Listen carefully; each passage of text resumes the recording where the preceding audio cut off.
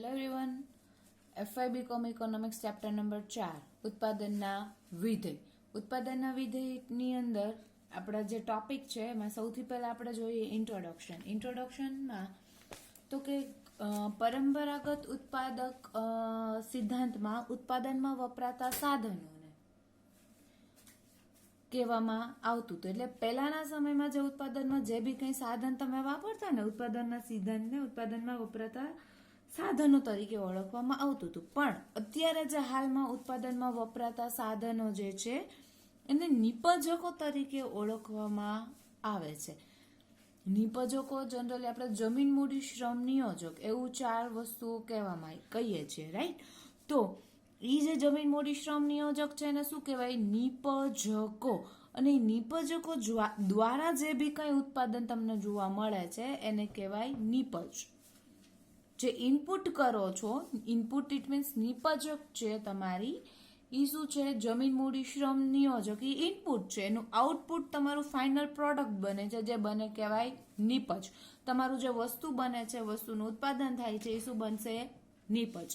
હવે ઉત્પાદન વિધેય જે છે એનું સ્વરૂપ અને અર્થ જોઈએ તો અર્થમાં એવું કીધું છે કે નિપજ અને નિપજક વચ્ચે ટેકનોલોજીકલ સંબંધ ઉત્પાદન વિધેય તરીકે ઓળખવામાં આવે છે. ઉત્પાદન વિધેય કોને કહેવાય? તો કે નિપજક અને નિપજ વચ્ચેનો ટેકનિકલ જે સંબંધ છે એ. ડીપમાં જો એવું કહીએ તો કે નિપજકો, પેઢીના નિપજકો અને નિપજ વચ્ચેનો વિધેયાત્મક સંબંધ જેને કહેવામાં આવે છે ઉત્પાદન વિધેય. ઉત્પાદન વિધેય એ ગાણિતિક સંબંધ છે જેમાં અમુક ચોક્કસ પ્રકારના વસ્તુનું ઉત્પાદનનું પ્રમાણ વાપરવામાં આવે, અમુક ચોક્કસ પ્રકારના નિપજકો પર કઈ રીતે આધાર રાખે છે તેનું વર્ણન કરે છે. શું કરે છે? ઉત્પાદન વિધેય. ઇટ મીન્સ કોને કહો છો ઉત્પાદન વિધેય? તો કે અમુક ચોક્કસ પ્રકારની વસ્તુના ઉત્પાદનનું પ્રમાણ વાપરવામાં આવેલ અમુક ચોક્કસ પ્રકારના નિપજકો પર કઈ રીતે આધાર રાખે છે તેનું વર્ણન કરે છે. એના માટેનું એક એક્ઝામ્પલ જોઈએ. વસ્તુની ગુણવત્તા અને પ્રમાણનો આધાર ઉત્પાદન ઉપર વાપરવામાં આવેલ નિપજકોની ગુણવત્તા કેટલી છે એના ઉપર રહેલો છે. ઇટ મીન્સ તમે સારી ક્વોલિટીની વસ્તુ વાપરશો તો ફાઇનલ પ્રોડક્ટ છે પણ કેવું બનશે? સારું. ખરાબ ક્વોલિટી એટલે કે ખરાબ ગુણવત્તા વાપરશો તો એનું એ પ્રોડક્ટ કેવું બનશે? હલકું, રાઈટ? તો એના માટે એક એક્ઝામ્પલ આપ્યું છે. એક્ઝામ્પલમાં એવું કીધું છે કે 1 ટન ચૂનાના પથ્થરનો નિપજક તરીકે જો ઉપયોગ લેવાથી 2 ટન જેટલી સિમેન્ટ થાય. 1 ટન ચૂનો વાપરવાથી જે ચૂનો એન્ટર કરો છો એ શું બન્યું? નિપજક. પણ ચૂનામાંથી બને છે શું? સિમેન્ટ બને. તો સિમેન્ટ શું બન્યું? તમારી નિપજ. 1 ટન ચૂનાના પથ્થર નિપજક તરીકે ઉપયોગમાં લેવાથી 2 ટન સિમેન્ટનું ઉત્પાદન થાય. ત્યારબાદ જો ચૂનાના પથ્થરનું પ્રમાણ વધારીને 2 ટન કરવામાં આવે અને સિમેન્ટ કેટલી થાય? તો બાય ડિફોલ્ટ એ ફાઇનલ જ છે ને, આને ડબલ કરો તો એ બી ડબલ જ થાય. તો કેટલી થાય? 4 ટન. ચૂનાના પથ્થર કે જે એક નિપજક છે તેના પ્રમાણમાં ફેરફાર કરવાથી નિપજ એટલે કે જે સિમેન્ટ છે એમાં ઉત્પાદનમાં પણ શું જોવા મળે છે? તમને ફેરફાર જોવા મળે છે. અમુક પ્રકારની જે નિપજક છે ને એનું અમુક રીતે સંયોજન કરવામાં આવે તો તેમાંથી કેટલું ઉત્પાદન મળશે તેની વિશેષ માહિતી કોણ આપે છે? તમને ઉત્પાદન વિધેય. ઇટ મીન્સ કઈ 2 વસ્તુનું કોમ્બિનેશન કરવું એટલે કઈ વસ્તુનું, અથવા તો એવું કહી શકાય કઈ વસ્તુનું કેટલું પ્રમાણ યુઝ કરવું તો તમને ફાઇનલ પ્રોડક્ટ કેટલું મળશે એ તમે જાણી શકો છો.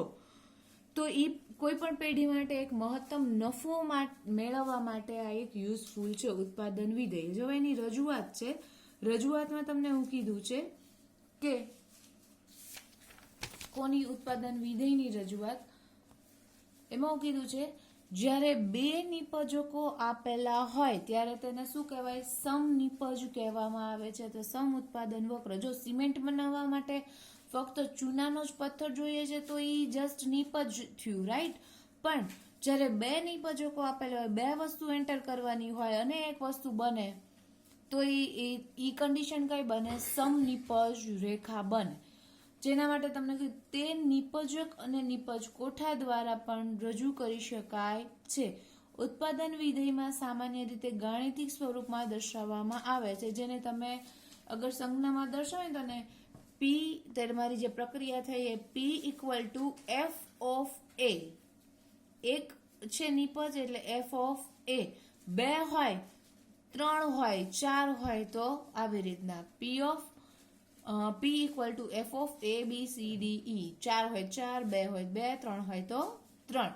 હવે એનું સ્વરૂપ જોઈએ તો કે સ્વરૂપી ટૂંકા ગાળામાં ઉત્પાદન વિધેય કેવું હોય તો કે ટૂંકા ગાળામાં ઉત્પાદન ટેકનિકલ સ્થિતિ અપરિવર્તનશીલ હોય છે. એટલે ટૂંકા ગાળામાં તમે નાની મશીનરીમાંથી મોટી મશીનરી પરચેસ કરી શકતા નથી. તેથી નિર્ધારિત પ્રમાણમાં વસ્તુનું ઉત્પાદન કરવા માટે નિપજકો વપરાય છે. તેનું પ્રમાણ કેવું રહે છે? સ્થિર. જો હવે તમારી પાસે જે મશીન છે એ મશીન રોજના 50 એકમનું જ ઉત્પાદન કરી શકે છે, તો તમે 50 એકમ સુધી જેટલી વસ્તુ બને ને એટલું જ કાચો માલનો ઉપયોગ કરો. 100 એકમનું બને એટલો કાચો માલ યુઝ કરો એક જ દિવસે નહીં. શું કામ? કારણ કે તમારી મશીનરીની કેપેસિટી 50 એકમની છે, માટે 50 એકમ જેટલું જ રો મટીરિયલ્સ તમે વાપરશો. એ જ તો માટે તમને એવું કીધું છે કે જો કે આ માત્ર એક સૈદ્ધાંતિક ઘટના કહી શકાય. હવે વ્યવહારમાં ટૂંકા ગાળામાં પણ વસ્તુનું ઉત્પાદન વધારવું હોય તો કોઈ એક નિપજકના પ્રમાણમાં ફેરફાર કરી અને અન્ય નિપજકને સ્થિર રાખીને તમે ઉત્પાદનનું જે પ્રમાણ છે એમાં વધારો કે ઘટાડો કરી શકો છો. હવે લાંબા ગાળાનું ઉત્પાદન વિધિ. લાંબા ગાળાનું ઉત્પાદન વિધિ એટલે લાંબા ગાળામાં ઉત્પાદનની જે ટેકનિકલ સ્થિતિ છે એટલે મશીનરી છે, નાની મશીનરીમાંથી મોટી મશીનરી કરી શકો એટલે ઉત્પાદનના પ્રમાણમાં વધારો કે ઘટાડો કરી શકો, પણ ક્યારે? લાંબા સમયગાળે. ઇટ મીન્સ તમને પેઢીને છે ને કદ વિકાસના લાભ લાંબા સમયગાળે પ્રાપ્ત થાય છે અને એ લાભના લીધે તમને કદ વિકાસના લાભ સાથે મોલ્ટરનો નિયમ પણ સંબંધ ધરાવે છે. મોલ્ટરનો નિયમ શું છે હવે આપણે આગળ શીખશું.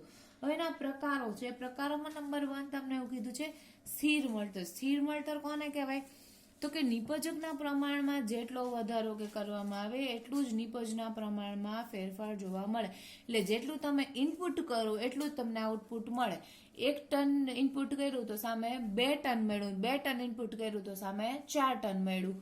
તો એ સ્થિર મોલ્ટર થયું. તો કે 1 ટનની સામે 1 ટન એ જ સ્થિર મોલ્ટર થાય. 1 ટન નાખો તો એની સામે 1 ટન બને તો એ શું થયું? સ્થિર મોલ્ટર. રાઈટ. ઘટતું મોલ્ટર તો કે નિપજકોના પ્રમાણમાં જેટલો વધારો કરવામાં આવે એના કરતા ઉત્પાદનમાં ઓછા પ્રમાણમાં વધારો થાય. વધારો થાય પણ નિપજનું પ્રમાણ વધારે હોય અને નિપજકોનું પ્રમાણ વધારે હોય અને નિપજનું પ્રમાણ કેવું હોય? ઓછું.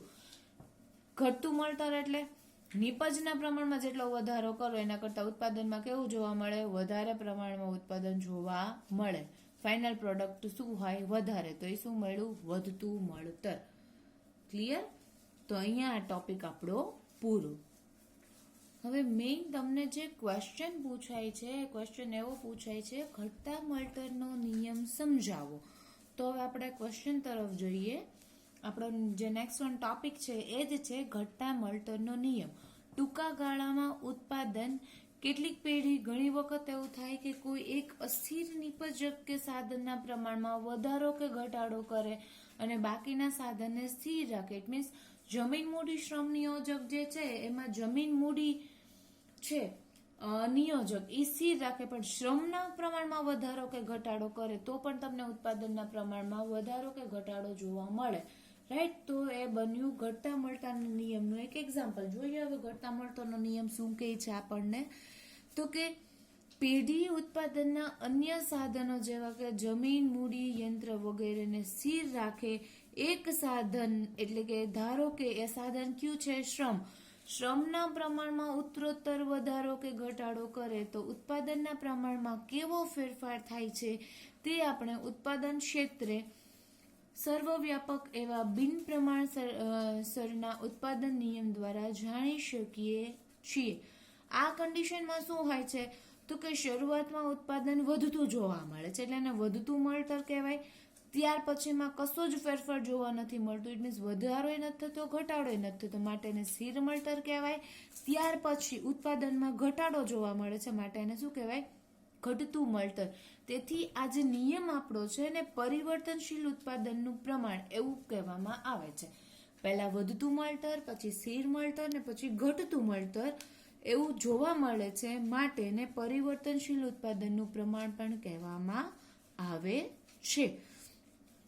અસ્થિર સાધનના પ્રમાણમાં ફેરફાર કરવાનો. અસ્થિર એટલે શું છે? એ શ્રમના પ્રમાણમાં વધારો કે ઘટાડો કરીને ઉત્પાદનમાં તમારે વધારો કે ઘટાડો કરવાનો છે.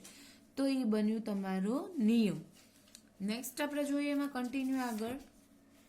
એની અમુક ધારણા છે. ધારણામાં નંબર 1 તમને એવું કીધું છે કે ઉત્પાદન પદ્ધતિમાં ફેરફાર થતો નથી. એટલે પહેલા જે ઉત્પાદન પદ્ધતિ વાપરતા હતા પછી એ જ ઉત્પાદન પદ્ધતિ વાપરો છો. ઇટ મીન્સ પહેલા સેમી ઓટોમેટિક વાપરતા હતા મશીનરી, તો અત્યારે પણ સેમી ઓટોમેટિક જ મશીનરી વાપરો છો.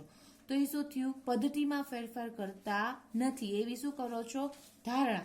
અને જો તમે પદ્ધતિમાં ફેરફાર કરો તો શું થાય? ઉત્પાદન ઘટવાને બદલે શું જોવા મળે? વધવા માંડે. અને આપણે અત્યારે ઉત્પાદન શું કરવાનું હોય છે? ઘટાડવાનું હોય છે. નેક્સ્ટ, સાધન એકમોની સમાન ગુણવત્તા. ઇટ મીન્સ પહેલું જે શ્રમ છે એની એટલી જ કેપેસિટી છે, બીજા નંબરનો શ્રમ છે એની એટલી જ કેપેસિટી છે. બધાની કેવી છે ગુણવત્તા? કેવી રહેશે? એક સમાન ગુણવત્તા હોવી જોઈએ એવી આપણી ધારણા છે. ત્રીજા નંબરની કન્ડિશન એવું કીધું છે ધારણા કે સાધન સંયોજન પરિવર્તનશીલ છે. પરિવર્તનશીલ એટલે તો કે અમુક સાધનને સ્થિર રાખી ઉત્પાદનનું બીજું એક સાધન છે એના પ્રમાણમાં તમે ફેરફાર કરી શકો છો. ફોર એક્ઝામ્પલ એને કીધું છે એક યંત્રમાં 5 મજૂરો કામ કરે ત્યારે 4 ક્વિન્ટલ ખાંડનું ઉત્પાદન થાય છે. પણ એક યંત્ર સાથે 4 કે 6 મજૂરને સંયોજન કરી અને સાધન સંયોજન બદલવાથી શૂન્ય ઉત્પાદન થાય તો નિયમ અમલી બની શકે નહીં. બરાબર. માટે સાધન સંયોજન અપરિવર્તનશીલ રહે છે તેમ કહી શકાય છે. એનું એક એક્ઝામ્પલ આપ્યું છે. એક્ઝામ્પલમાં આપણી પાસે એવું ધારી લેવાનું છે કે આપણી પાસે 1 એકર જમીન છે. કેટલી જમીન છે? 1 એકર. એમાં મૂડીના 10 એકમ છે એ યથાવત રાખવાના છે. આપણી પાસે 3 વસ્તુ છે, 4 વસ્તુ ટોટલ જમીન, મૂડી, શ્રમ, નિયોજક. એમાં 3 સાધનને ધ્યાનમાં લઈને આ કન્ડિશન આપણે જોવાની છે. તો એમાં તમને એવું કીધું છે કે જમીન આપણી પાસે 1 એકર એટલે જમીન સ્થિર થઈ ગઈ. મૂડી 10 એકમ એટલે મૂડી સ્થિર થઈ ગઈ. હવે તો ફેરફાર શેમાં કરવાનો રહેશે? શ્રમમાં. કાં તો શ્રમના એકમમાં વધારો, કાં તો શ્રમના એકમમાં ઘટાડો. જમીન, મૂડી, શ્રમ, નિયોજકની અંદર જો તમને એવું કીધું છે જમીન અને મૂડી સ્થિર રાખશું અને ફેરફાર શેમાં કરશું? શ્રમમાં. શ્રમ છે એ અસ્થિર સાધન છે, માટે એમાં ફેરફાર કરવાથી શું જોવા મળશે? તો કે શ્રમના એકમો વધતા અમુક હદ પછી ઘટતા મળતરનો નિયમ છે એ કેવો બની જશે? અમલી બની જશે. એના માટેની આ અનુસૂચિ છે. અનુસૂચિ જોઈ લે. આપણી પાસે ટોટલ શ્રમના 1 થી લઈને 9 સુધીના એકમ છે. જમીન છે 1 એકર, હરેક એકમમાં મૂડીમાં 10, શ્રમના એકમ 1 થી લઈને 9 સુધી 6 આ પેજ છે, બાકીના બાજુના પેજ ઉપર છે. કુલ ઉત્પાદન તમને આપ્યું છે 10, 24, 48, 64, 75, 78, 72 અને 63. એની સામે સીમાંત ઉત્પાદન આપ્યું છે 10, પછી 14, 24. સીમાંત ઉત્પાદન ક્યાંથી મળ્યું? પહેલામાં એઝ ઇટ ઇઝ, બીજામાં તો કે 24 માંથી 10 બાદ કરો, 48 માંથી 24 બાદ કરો, 64 માંથી 48 બાદ કરો, 75 માંથી 64 બાદ કરો, 78 માંથી 75 બાદ કરવાથી તમને શું મળે છે? સીમાંત ઉત્પાદક. 24 માંથી 10, 48 માંથી 24, 64 માંથી 48, તો તમને મળશે સીમાંત ઉત્પાદન. સીમાંત ઉત્પાદન તમને અનુક્રમે આપ્યું છે 10, 14, 24, 16, 11, 3, 0, -6, -9. સરેરાશ ઉત્પાદન તમને આપ્યું છે 10, 12, 16. સરેરાશ ક્યાંથી મળે? તો કે કુલ ભાગાકારમાં વસ્તુના એકમ, એટલે કે અહીંયા શ્રમના એકમ. કુલ 10 ભાગાકારમાં 1, 14, કુલ 10 ભાગાકારમાં 1, 24 ભાગાકારમાં 2, 48 ભાગાકારમાં 3. એટલે શું મળશે? અનુક્રમે 10, 12, 16, 16, 15, 13, 11.1, 9 અને 7. આ જે પહેલી 3 જે સ્ટેપ છે ને એ પ્રથમ તબક્કો કહેવાય, જેમાં શું હોય છે? તો કે કુલ સીમાંત અને સરેરાશ ઉત્પાદન બંને વધશે. બીજો તબક્કો છે ને એમાં ઉત્પાદન વધે પણ સીમાંત અને સરેરાશ ઉત્પાદન ઘટશે. અને જે ત્રીજો તબક્કો છે એની અંદર કુલ ઉત્પાદન ઘટે છે પણ સીમાંત ઉત્પાદન નકારાત્મક બને અને સરેરાશ ઉત્પાદન શું જોવા મળે છે? ઘટે છે. હવે આની સમજૂતી જોઈએ તો સમજૂતી જસ્ટ આપણે અનુસૂચિ જોઈએ ને તો અનુસૂચિ ઉપરથી આપણને કંઈક જોવા મળે છે કે આ પહેલો તબક્કો જે આપણી પાસે અવેલેબલ છે એમાં આપણે શ્રમના એકમ 1 થી 3 રોકીએ છીએ ત્યારે કુલ ઉત્પાદન શું જોવા મળે? વધે. જેમ જેમ તમે શ્રમ વધારો એમ કુલ ઉત્પાદન વધે છે તો કે હા 10 માંથી 24 થયું, 24 માંથી 48 થયું, વધ્યું. ચલો કુલ ઉત્પાદન. પછી સીમાંત ઉત્પાદન નહીં વધે છે, વધતું દેખાય તમને સીમાંત ઉત્પાદન? 10 માંથી 14, 14 માંથી 24. ઇટ મીન્સ પહેલો તબક્કો હોય ત્યારે કુલ ઉત્પાદન વધે અને સીમાંત ઉત્પાદન પણ વધે છે. રાઈટ. તો હવે બીજો તબક્કો શરૂ થાય. બીજો તબક્કો ક્યાંથી છે? 4 થી લઈને 6 એકમનો. આ જે બીજો તબક્કો શરૂ થાય છે એમાં કુલ ઉત્પાદન વધે છે 64 માંથી 75, 75 માંથી 78. પણ સીમાંત ઉત્પાદન ઘટે છે 16 માંથી 11, 11 માંથી 3.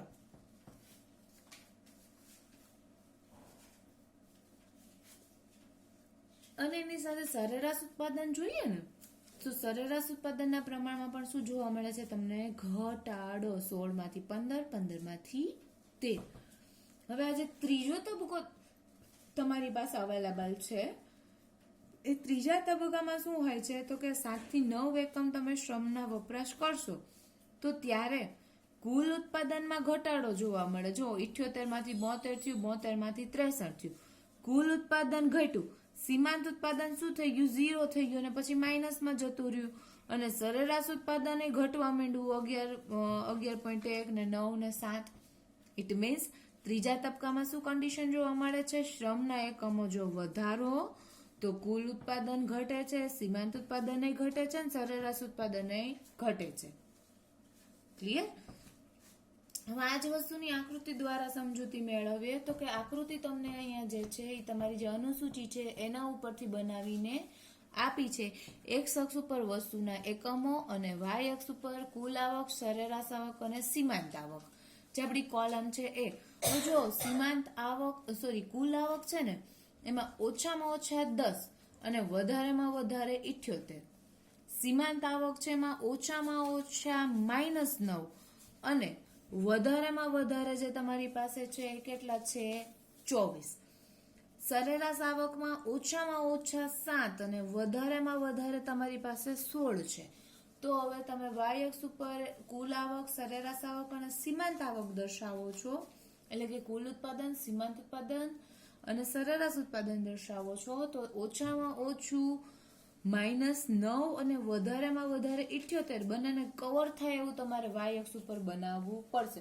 જો તમે 5-5 નો ગેપ રાખશો તો પેજ તમારું પોણું થશે અને એવું એઝ અ ગ્રાફ તમે એક ગ્રાફ બનાવતા હોય તો ઈ કંઈ પ્રમાણ ઠીક લાગે નહીં. ઇટ મીન્સ યોગ્ય સ્કેલ માપ લીધું કહેવાય નહીં. તો માટે અહીંયા ડિફરન્સ વાય અક્ષ ઉપર કેટલાનો લીધો? 10-10 નો. અને એક્સ અક્ષ ઉપર તો તમને આપ્યા છે શ્રમના એકમો 1 થી લઈને 9 સુધીના.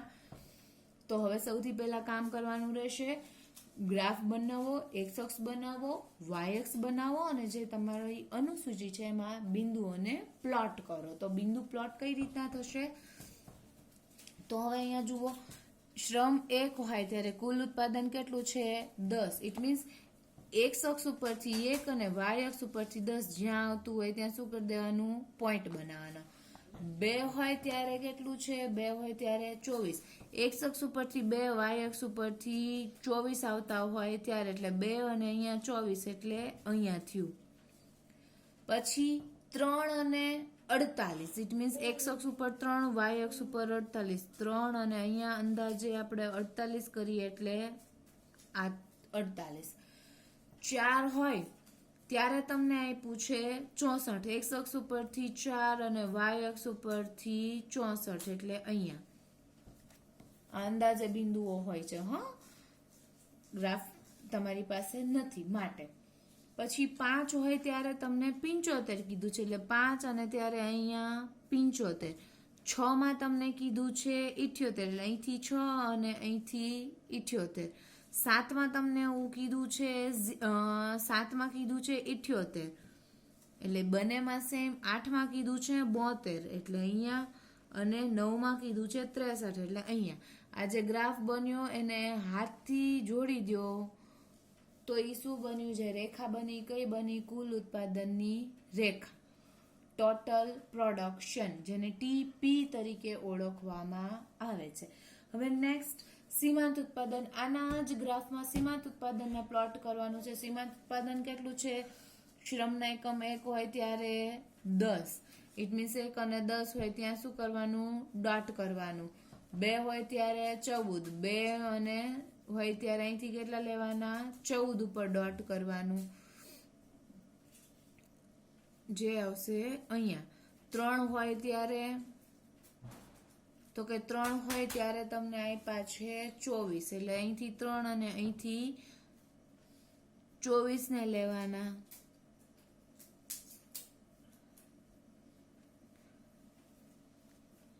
4 હોય ત્યારે આપ્યું છે 16, એટલે અહીંયા 16 જે નીચે આવે એટલે ત્યાં 16 લેવાનું. પછી 5 હોય ત્યારે 11, એટલે એના કરતા નીચે લેવાનું. 6 હોય ત્યારે 3, 7 હોય ત્યારે 0, એટલે x અક્ષ ઉપર જ. 8 હોય ત્યારે -6, અને 9 હોય ત્યારે -9. બરાબર? તો એને એક હાથેથી જોડી દો એટલે એમાં શું બન્યું? માર્જિનલ પ્રોડક્શન, સીમાંત ઉત્પાદન. હવે સરેરાશ ઉત્પાદનને જે રીતે પ્લોટ કરો, 1 હોય ત્યારે 10, 2 હોય ત્યારે 12, 3 હોય ત્યારે 16, 4 હોય ત્યારે 16, 5 હોય ત્યારે 16. રેડી? હવે તમારો જે તબક્કો છે એ તબક્કાને ધારી લ્યો. હવે તબક્કો તમારો પહેલો જે તબક્કો છે એ 3 નંબર પછી પૂરો થાય છે. બરાબર? એટલે ત્યાં શું જોવા મળે? પહેલો તબક્કો પૂરો થાય છે 3 નંબર પછી, અને 4 ની શું થાય છે? શરૂઆત. એટલે ચોથા એકમે તમારું ઈ જે સ્ટેપ છે એ જોવા તમને પૂરું મળે. બરાબર? માટે આ પ્રથમ તબક્કો, બીજો તબક્કો અને ત્રીજો તબક્કો તમને એવું અહીંયા કહેવામાં આવ્યું છે. હવે આકૃતિની સમજૂતી જોઈએ તો કે આકૃતિની સમજૂતીમાં તમને એવું કીધું છે કે કુલ તમારી જે આકૃતિમાં જે ટીપી રેખા દેખાય છે એ કઈ છે? ઉત્પાદન રેખા, કુલ ઉત્પાદન રેખા. એપી રેખા છે કઈ છે? સરેરાશ ઉત્પાદન રેખા. અને એમપી રેખા કઈ છે? સીમાંત ઉત્પાદનની રેખા છે. હવે આકૃતિ પરથી જ આપણે એવું કહી શકીએ કે જો શરૂઆતમાં આપણે એવું વાત કરી કે પહેલા ટીપી રેખા પહેલા 2 તબક્કામાં દરમિયાન શું જોવા મળે છે? ઉપર તરફ જાય છે. જો તો ટીપી રેખા ઉપર જાય છે તો કે હા, પહેલો તબક્કો અને આ બીજો તબક્કો, 2 તબક્કા સુધી, આ પહેલો તબક્કો અને આ બીજો તબક્કો, 2 તબક્કા સુધી ટીપી રેખા ઉપર જાય છે. પણ ત્યારબાદ ટીપી ક્યાં આવી જાય છે? ટીપી રેખા ક્યાં આવતી જાય છે? નીચે આવતી જાય છે. હવે આ જે નીચે આવવાનું એનું જે વલણ છે એ ક્યાં છે? 7મા એકમે પહેલા તો સ્થિર થઈ જાય છે, અને સ્થિર થયા પછી નીચે આવે છે. જુઓ અહીંયા બંનેમાં 78 હતા. એકમ નંબર 6 અને એકમ નંબર 7 બંનેમાં 78 છે. એટલે પહેલા તો એ સ્થિર થાય છે, પહેલા વધે છે, પછી સ્થિર થાય છે, અને પછી ત્યાંથી શું કરવા માંડે છે? ઘટવા માંડે છે. એટલે ટીપી રેખા નીચે તરફ જોવા મળે છે, જે તમને અહીંયા કહી દીધું. નેક્સ્ટ તમને એમપી રેખા કીધું છે. એમપી રેખા શું છે? તો કે શરૂઆતમાં એ વધે છે. શરૂઆતમાં એમપી રેખા વધવાનું વલણ દર્શાવે છે, એટલે કે ઉપર તરફ જાય છે. ત્રીજા એકમથી નીચે તરફ વળાંક રહે છે. પછી સીમાંત ઉત્પાદન ઘટવા માંડે છે. 7મા એકમે 0 થઈ જાય છે, અને પછી પાયાની ધરીને છેદીને ઈ ઋણ બની જાય છે. જો અહીંયા કીધું છે તમને એમપી રેખા, તો કે પહેલા વધે છે, પછી શું જોવા મળે છે? ઘટે જાય, ઘટતી જાય, પછી 0 થઈ જાય છે, અને 0 થઈને એક સમય એવો આવે કે શું થઈ જાય છે?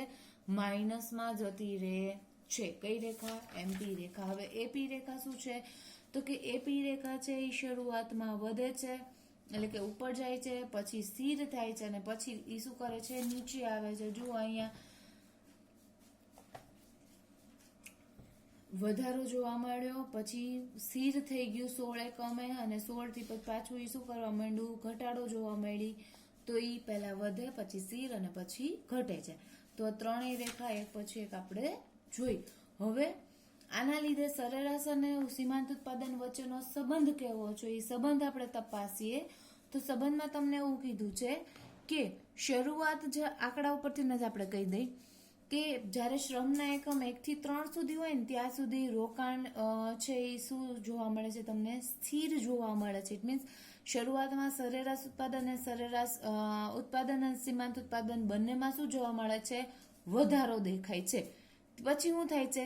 તો કે સરેરાશ ઉત્પાદન જ્યારે સ્થિર થઈ જાય છે ને ત્યારે કંઈ પણ એકમાં કંઈ વધઘટ નથી થતી, ત્યારે સીમાંત ઉત્પાદન અને સરેરાશ ઉત્પાદન કેવા હોય છે? સરખા.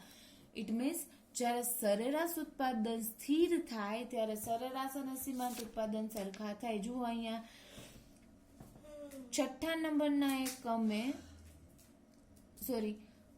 અહીંયા ત્રીજા નંબરના એકમે અને ચોથા નંબરના એકમે સરેરાશ ઉત્પાદન સ્થિર થઈ જાય છે. જ્યારે સરેરાશ ઉત્પાદન સ્થિર થાય ત્યારે સરેરાશ અને સીમાંત ઉત્પાદન સરખા હોય. દેખાય છે અહીંયા સરેરાશ અને સીમાંત બંને સરખા? યસ. નેક્સ્ટ. પછી એક સમય કેવો આવે કે પહેલા એ બંને જ્યારે સ્થિર થઈ જાય છે, વધઘટ નથી થતી, ત્યારે સીમાંત અને સરેરાશ ઉત્પાદન બંને સરખા હોય છે. અને એક સમય એવો આવે કે સરેરાશ ઉત્પાદન જે છે એ એપી અને સીમાંત ઉત્પાદન રેખા એકબીજાને છેદે છે.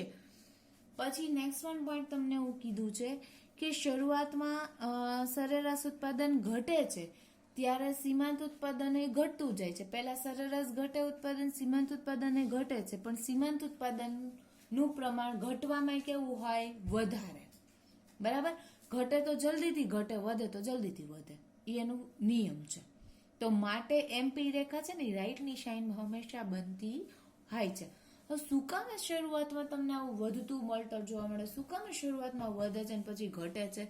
તો વધતું મળતર શું કામ? એના માટેનું તમને અહીંયા કન્ડિશન આપી છે